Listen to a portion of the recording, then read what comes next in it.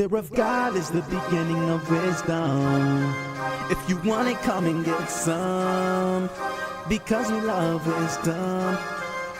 Because we love wisdom. People in every part of the globe are perishing because their judgment is low. From children to teens to elderly folks, this epidemic is incredibly bold. Wisdom is needed to see through the fog. Without it, we'll stumble and cease to live on. You're jumping without something to break and fall if you choose to ignore wisdom's beckoning call. The only people who will lose the war are those who don't know who they're fighting for.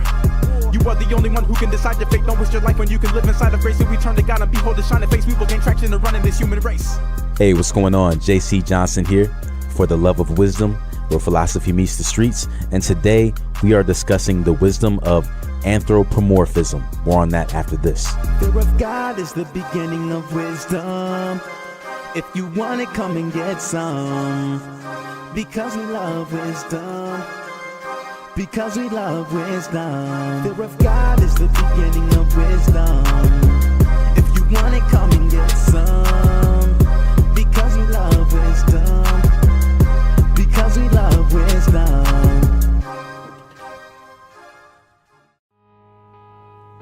What's going on? JC Johnson here for the Love of Wisdom, where philosophy meets the streets. And on today's show, we are discussing the wisdom of anthropomorphism. And if you're just tuning in and you want to know what that is, or if you have been listening, but you feel a little bit at odds with the topic, just as a quick recap, what we're talking about is anthropomorphism, or the two words where this comes from: anthropos, meaning human; morphe, which means form. Anthropos, morphe, anthropomorphism, the interpretation of non-human things or events in terms of human characteristics. So whether we are looking at an animal or we're looking at some other kind of object that is non-human, there is some benefit to ascribing human characteristics to these non-human things. Before the break, we had mentioned how a person may, in having compassion for an animal,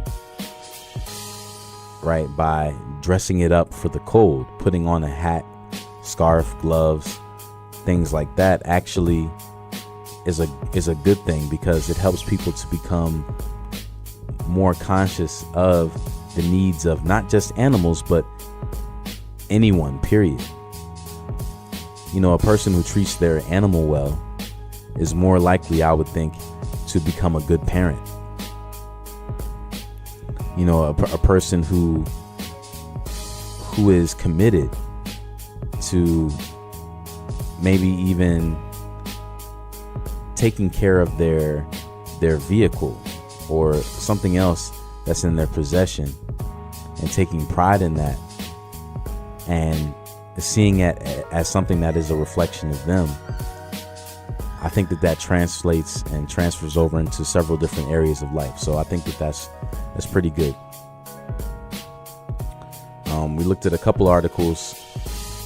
One was from a therapist, or this writer who specifically had spoke with some therapists who say that watching cartoons can actually help with depression. It can help with anxiety, right?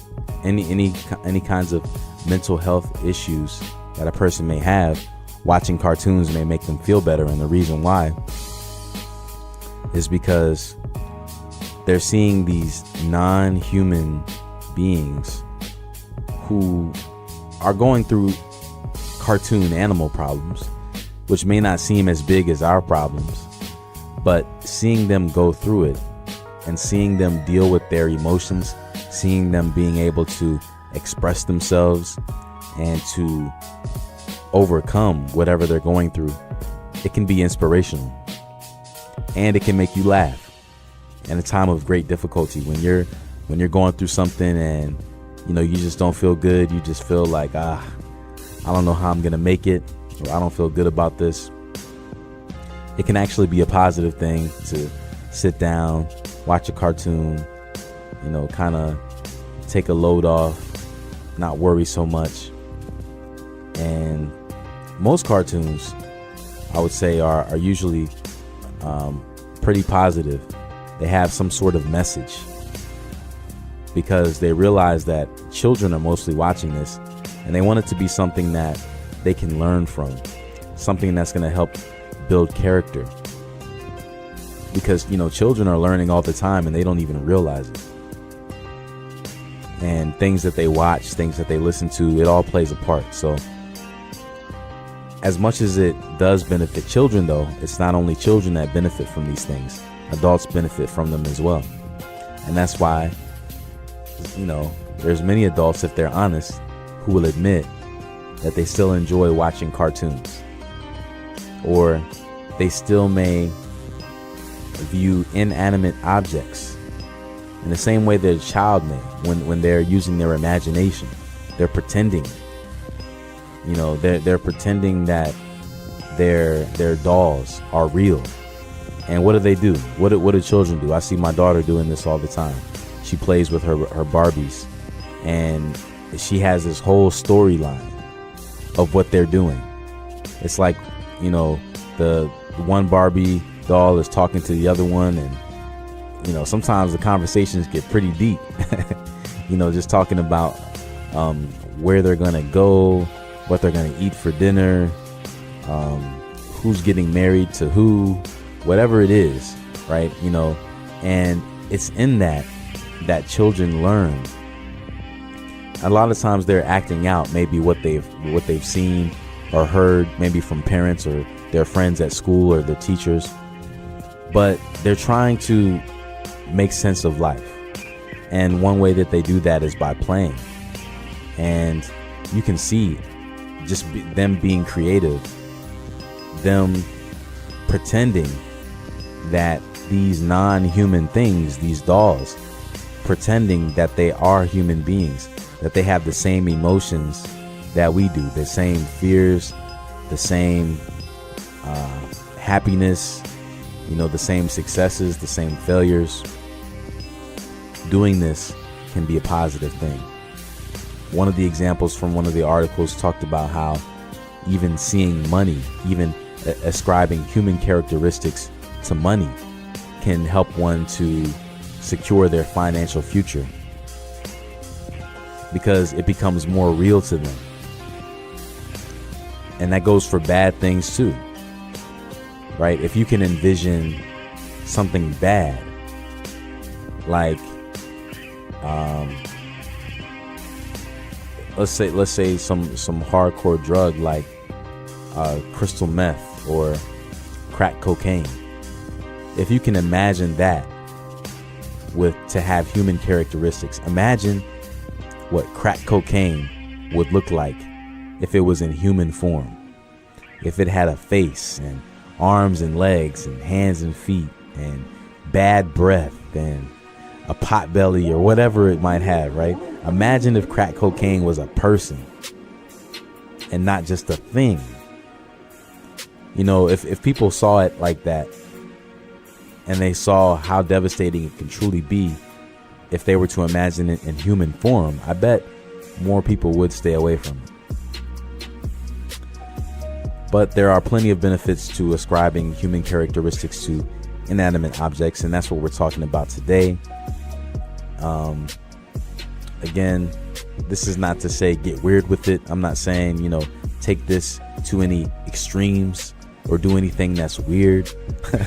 But I'm just saying that there is some benefit in seeing something that's non-human, but maybe treating it in the same way that you would treat something or treat someone who is human. It can have some benefits in your life. So that's what we're talking about today. We're gonna conclude the conversation on that. When we get back, we're gonna take a look at what the Bible has to say about this topic of anthropomorphism, more specifically our relations to inanimate objects, whether they be plants or animals or whatever, and what we can learn from them. Because I do believe that all of these things are around for a reason. God wants us to learn from every aspect of his creation, because when we least expect it, something that we may see on a daily basis may be brought to our mind, and having a greater understanding of that thing in that moment may be life-changing. All right, but more on that after this. For the love of wisdom, where philosophy meets the streets, we are back. I'm your host, JC Johnson, and right now we're taking a look at the topic anthropomorphism, which is ascribing human characteristics to non-human things. And what I'd like to do right now is take a look at what the Bible has to say about this. What can we learn from God's creation? Things that are not human, but that we can relate to. Matthew chapter 6, verses 26 through 30. It says, and this is Jesus speaking here to his disciples, and he said, "Look at the birds. They don't plant, harvest, or save food in barns, but your heavenly Father feeds them. Don't you know you are worth much more than they are? You cannot add any time to your life by worrying about it. And why do you worry about clothes? Look at the wildflowers in the field. See how they grow. They don't work or make clothes for themselves. But I tell you that even Solomon, the great and rich king, was not dressed as beautifully as one of these flowers. If God makes what grows in the field so beautiful, what do you think that he'll do for you? It's just grass. One day it's alive, and the next day someone throws it into a fire. But God cares enough to make it beautiful. Surely he will do much more for you." That's an awesome passage, and if you really just pay attention to what's being said there, he's saying, look at the birds. Birds don't plant, they don't harvest, and they don't save food in barns. But what does it say? It says that God takes care of them. He feeds them, right? A bird is not able to build up a multi-billion-dollar corporation. They just fly around and eat food. But it's saying that God takes care of them. So how much more, and that's just an animal, how much more would God take care of you, a human being that's created in his image and his likeness? People who worry about clothing, what they're going to wear. This says, hey, look at the grass of the field. Look at, flowers. Flowers don't worry about what they're going to wear, because their clothing comes from God. It's natural. It's something that they have. And it's saying that if God takes care of the flowers by making sure that they have clothes to wear, how much more would God make sure that you have clothes to wear? Perfect example of how we can learn something just from looking at an inanimate object. Job chapter 12, verses 7 through 10 says, "But ask the animals, and they will teach you. Or ask the birds of the air, and they will tell you. Or speak to the earth, and it will teach you. Or let the fish of the sea tell you their wisdom. Everyone knows that the Lord made these things. Every animal that lives and everyone who breathes, they are all under God's power." This is another great example, basically just saying that, again, these things were all created by God, and they were created for a purpose. And these things that were created by God, even though they can't talk to you, they can't have a conversation, but they can tell you something. They can teach you something about who God is and about how powerful God is. 1 Timothy chapter 5, verses 17 and 18. it says the elders who lead the church in a good way should receive double honor. In particular, those who do the work of counseling and teaching. And then right here, it relates again human beings to animals, in that it says, as the scriptures say, when a work animal is being used to separate grain, don't keep it from eating the grain. And the scriptures also say a worker should be given his pay. So what is it saying? When an animal is treading out grain, when it's working the fields and it's helping the farmer, that animal should be able to eat from the grain as it walks. You know, why put that animal through such hard work and not even allow it to get a snack, not even allow it to feed itself, you know, breakfast, lunch, dinner, whatever. And it's just saying, you know, in the same way, just like how animals get to eat the grain when they're putting in the work, it's the same with you as a human being. If you're putting in the work, then you should get paid. You should be taken care of. You should be compensated from the work that you're putting out there. So that's a great principle that applies to many different areas of life. Something we can learn from inanimate objects. Here's another one from Isaiah chapter 40, verses 29 through 31. It says, he helps tired people be strong. And this is referring to God. He helps tired people be strong. He gives power to those without it. Young men get tired and need to rest. Even young boys stumble and fall. But those who trust in the Lord will become strong again. They will be like eagles that grow new feathers. They will run and not get weak. They will walk and not get tired. That's an excellent passage that speaks of how even something like an eagle, this is something that we can look to as an example of what the Lord will do for us if we allow him. It says he gives power to those without it. We might get tired, we might need rest, but just like an eagle, if we trust in the Lord, we'll become strong. Just like an eagle is able to grow new feathers, right? We'll have renewed strength in times that we need it. So this is awesome. Glad you could join me today. We'll be back next time for the Love of Wisdom, where philosophy meets the streets. Fear of God is the beginning of wisdom. If you want it, come and get some. Because we love wisdom. Because we love wisdom. Fear of God is the beginning of wisdom. If you want it, come